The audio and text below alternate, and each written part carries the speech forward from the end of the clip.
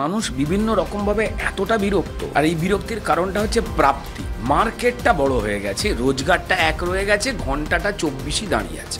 এই রাজনীতির মঞ্চে না এখন অবিবাহিতদের দাপাদাপি। মানে ধরো প্রাইম মিনিস্টার, চিফ মিনিস্টার, তুমি, শুভেন্দু অধিকারী, মীনাক্ষী, কেউ বিয়ে করে। তো বিয়ে না করার কি একটা রিয়েলি অ্যাডভান্টেজ আছে? যে আমি একদম বিয়ের বিরুদ্ধে নয়, আমি বিয়ের ভয়ঙ্কর রকম পক্ষে, কিন্তু আমার কাছে বিয়েটা যেন চাকরি না হয়। উফ, বাড়ি ফিরতে হবে।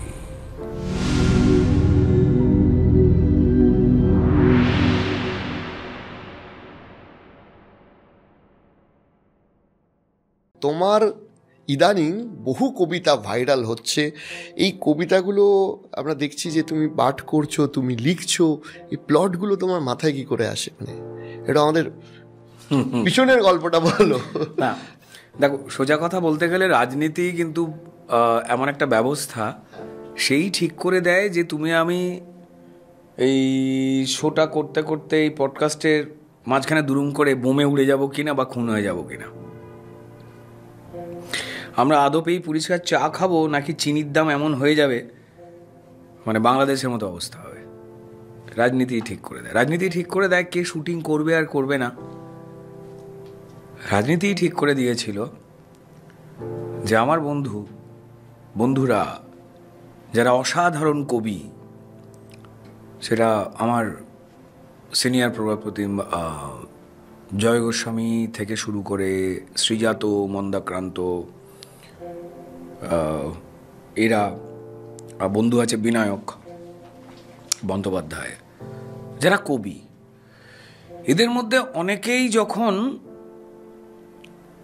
সমাজ নিয়ে যে সুন্দর কবিতা বলে একটা অন্য গল্প, বাস্তবতা বিলবভাবে মানুষের কাছে আনা বন্ধ করে দিলেন,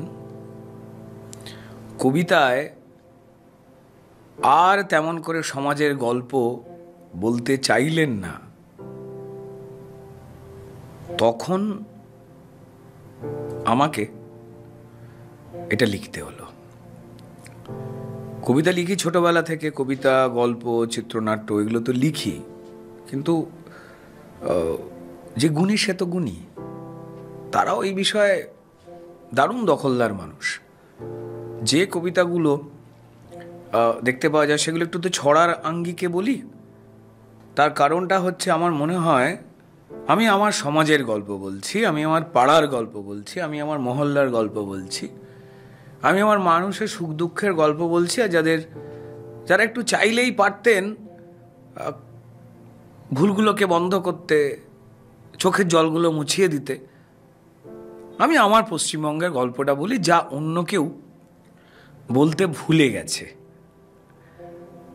আমি চাই যে শ্রীজাত দারুণভাবে লিখুক, জয়দা দারুণভাবে লিখুক এই বাস্তবতাকে নিয়ে, কিন্তু কোথাও না কোথাও তাদের হয়তো কিছু এমন অদৃশ্য অসুবিধা আছে যে কারণে তারা ভালো মানুষ হয়েও ভালোর পক্ষে স্পষ্ট সোচ্চারে কথাগুলো বলতে পারছেন না, যেগুলো তারা আগে লিখতেন বা বলতেন। আমি অপেক্ষা করে আছি যে আমি বন্ধ করে দেব কবিতা যেই তারা লেখাটা শুরু করবেন। তবে এইটা ভালো লাগে যে আমি যখন কোনো কিছু লিখছি বা পোস্ট করছি, সেটা আমার পেজে যত না ভিউ হচ্ছে সেখান থেকে নিয়ে এখনের প্রচুর ইউটিউবার ভাই বন্ধু বোনেরা রয়েছেন, ইভেন প্রচুর বড় বড় চ্যানেলে মেইনস্ট্রিম মিডিয়াও পোস্ট করেছে, আমি দেখেছি। হ্যাঁ, তারাও সেটাকে শেয়ার করেন, ভালো লাগে সেটা। বাট কিছু মেসেজ তো থাকে, কিছু মেসেজ দেওয়ার থাকে, কিছু কথা বলবার থাকে। আমরা তো এই যে তুমি আমি কথা বলছি বা যে কোনো মানুষই কথা বলে হয় জানতে বা জানাতে, এছাড়া আর কোনো কথা হতে পারে না। আর আমার মনে হয় এখন কোথাও সুস্থ আলোচনারও একটা অভাব হয়ে গেছে। মানে ধরো আজকে আমাদের মধ্যে যত কথা হলো, আমার সব কথায় তুমি একমত নাও হতে পারো, আবার তোমার সব কথাতে আমি একমত নাও হতে পারি, কিন্তু আমাদের উভয়েরই উচিত পরস্পরের মতামতটাকে সম্মান জানানো। এই জায়গাটা সেখানে একটা বড্ড অস্থিরতা চলেছে। আর একটা যেটা হয়েছে না, মানুষ বিভিন্ন রকমভাবে এতটা বিরক্ত আর এই বিরক্তির কারণটা হচ্ছে প্রাপ্তি। মার্কেটটা বড় হয়ে গেছে, রোজগারটা এক রয়ে গেছে, ঘন্টাটা 24ই দাঁড়িয়ে আছে। এখন কেউ শুধু সিনেমা যায় না, কিসে করে সিনেমা দেখতে যাব? ভাড়া ট্যাক্সিতে যাব, ওই মোবাইল ট্যাক্সি এখন যেগুলো রয়েছে, নাকি মোবাইলে বাইক, নাকি আমি টোটো করে যাব, নাকি গাড়ি সুন্দর ভাড়া করে যাব। তারপর তো সিনেমা দেখতে গেলে পরিষ্কার ভুট্টা ভাজাকে ফুলিয়ে টুলিয়ে মাখন ফাখন দিয়ে 300 টাকায় বেচে দেবে। 10 বার খেলে মনে হবে ওই পয়সা না খেয়ে জমালে একটা ভুট্টা ক্ষেত বানিয়ে নেবো 1 বছর পরে। সেই খরচ আছে, গাড়ির খরচ গেল। তারপর পরিষ্কার হয় খাবারের দোকানের হাতছানি বিভিন্ন রকম, যেগুলো মা বানায়নি, আর নয় হচ্ছে এমন জামা কাপড় যেগুলো আমি পরিনি। তো ফলত এই যে পরিষ্কার একটা খরচের প্যাকেজ রয়েছে, সেখানেও মোবাইল নিয়ে ঢুকি আর কি, আমরা ঢুকতে হয় ভয় করছে। তো আমি পুরোটা দেখি। এটা দেখবার পর যখন পরিষ্কার দেখি যে একটা ঘটনা খুব ইন্টারেস্টিং ওয়েতে ঘটছে, মেবি সেটা খারাপ বা ভালো বা বিপজ্জনক ফর দ্য সোসাইটি বা গুলোনো হচ্ছে, তো তখন আমার মনে হয় যে কথা বলি। আমি একটা খুব ইন্টারেস্টিং প্রশ্ন, আমি আমাদের দিলীপ বাবু এসেছিলেন, দিলীপ ঘোষ, ওনাকেও জিজ্ঞাসা করেছিলাম, এই রাজনীতির মঞ্চে না এখন অবিবাহিতদের দাপাদাপি, মানে ধরো প্রাইম মিনিস্টার, চিফ মিনিস্টার, তুমি, শুভেন্দু অধিকারী, মীনাক্ষী, কেউ বিয়ে করেনি। তো বিয়ে না করার কি একটা রিয়েলি অ্যাডভান্টেজ আছে রাজনীতি? দিলীপ ঘোষ এটা নিয়ে কি বলেছে? দিলীপটা তো খোলা মনের লোক, বলো আমি তো বিয়ে করার সময় রাজনীতি করিনি, ফলে না, সে 32-34 বছরের প্রচারক ছিল, আন্দামান বনে জঙ্গলে পড়ে থেকেছে, মানুষের সেবা টেবা করে বেরিয়েছে, রাজনীতির বাইরের লোক। বলছে রাজনীতিতে আসার বয়সে আমার বিয়ের বয়সটা চলে গেছে, ফলে না, আমার যেটা হয়টা কি, ধরো আমি ওই ভদ্রলোকের এক কথা বলে একটা খুব মজার কোট আছে, আমি প্রতি বছরেই বলি যে সামনে বছর বিয়ে করছি। এবার এই ঘটনাটা মোটামুটিভাবে এটা বছর 15 ধরে আমি একটা কিন্তু ধরে রাখতে পেরেছি। তো এইবার ঘটনাটা হচ্ছে যেটা, যে আমি একদম বিয়ের বিরুদ্ধে নয়, আমি বিয়ের ভয়ঙ্কর রকম পক্ষে, কিন্তু আমার কাছে বিয়েটা যেন চাকরি না হয়। উফ, বাড়ি ফিরতে হবে, আবার গিয়ে পরিষ্কার নুন তেল ইলেকট্রিকের বিল, পরিষ্কার শাশুড়ি কি বলেছিল, শালা আজকে বেগুনি জামা পরে কত ভালো দেখতে লাগছিল, আমাকে না মনে মনে এটা যেন করতে না হয় আর মুখে তাই আমি মানে এই মিথ্যাচারটা থেকে নিজেকে বেরোবার একটা মানসিক প্রস্তুতি নিচ্ছি। দেখো, সংসার মানে শুধুমাত্র সন্তান উৎপাদনের একটা লোক খাওয়ানো পদ্ধতি, এটা তো হতে পারে না।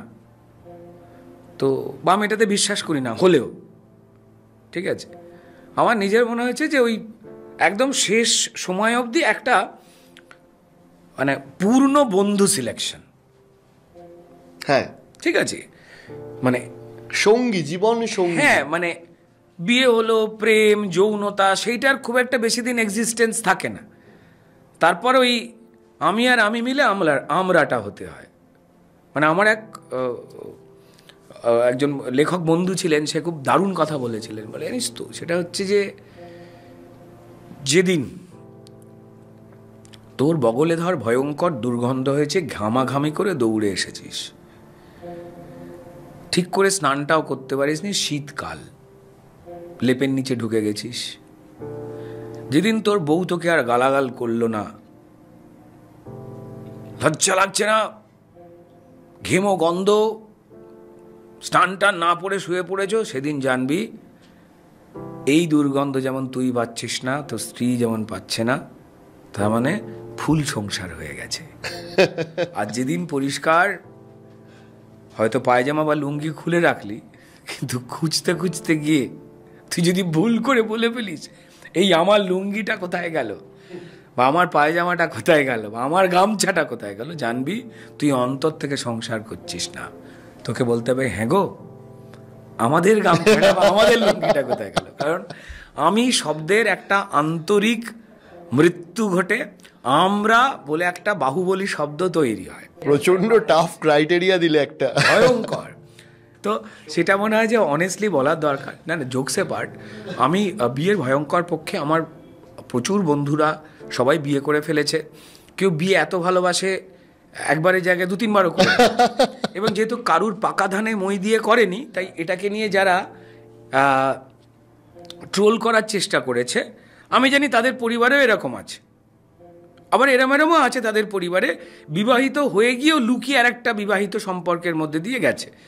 আমরা তো সবাই সমাজ থেকে শিখি না? তো যাই হোক, তো যার যেটা হজম হয়, যেভাবে হজম হয়, যেভাবে পারে সে সেভাবে করবে।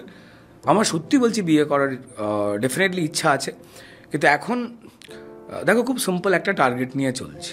সেই টার্গেটটা হচ্ছে যে পরিষ্কার সবাই মিলে একটু ভালো থাকবো, তার একটা লড়াই চলছে। তো ফলত আমি চাই না পরিষ্কার এই সময় এসে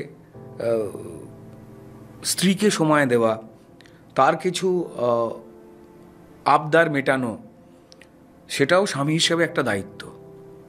এবার তুমি 10টা অন্য মানুষের দায়িত্ব নিলে, যারা তোমার চেনা নয়, আত্মীয় নয়, তুমি তাদের জন্য দৌড়াদৌড়ি করছো, তাদের নিয়ে ভাবছো কাকে পুলিশ অ্যারেস্ট করেছে, মিথ্যে কেস দিয়েছে।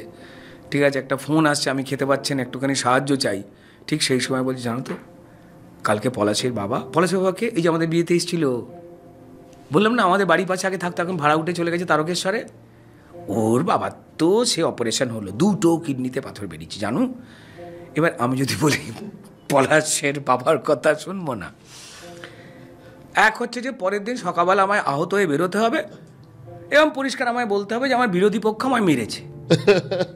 আমি তো বলতে পারবো না যে আমি পলাশের বাবার গল্প শুনিনি বলে আমার ওয়াইফ মেরেছে, ঠিক আছে।